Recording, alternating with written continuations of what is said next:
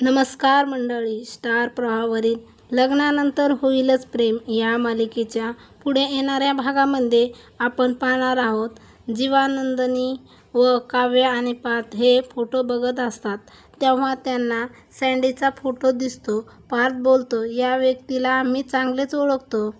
आम्ही पालघरला गेलो होतो त्याच वेळेस याने आमची मदत केली होती आणि त्याच्यासोबत त्याची बायको देखील होती। आणि तेव्हा काव्या पुढे बोलते, नंदिनी ताई, तुझ्या अनाथ निवासमधली जी रेखा आहे ना, तिचा हा भाऊ आहे। आणि तेव्हा नंदिनीला देखील मोठा धक्का बसतो।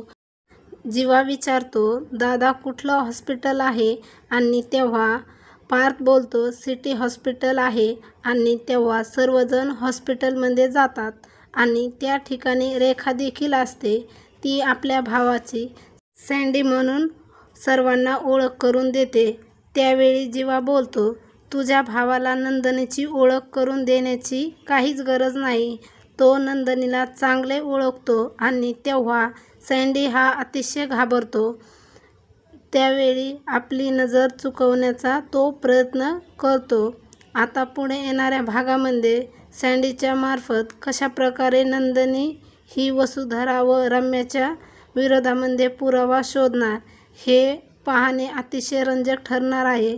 लग्नानंतर होईलच प्रेम या मालिकेच्या सर्व अपडेट पाहण्यासाठी आपल्या चॅनलला लाईक करा, शेअर करा आणि सबस्क्राईब करायला विसरू नका। धन्यवाद।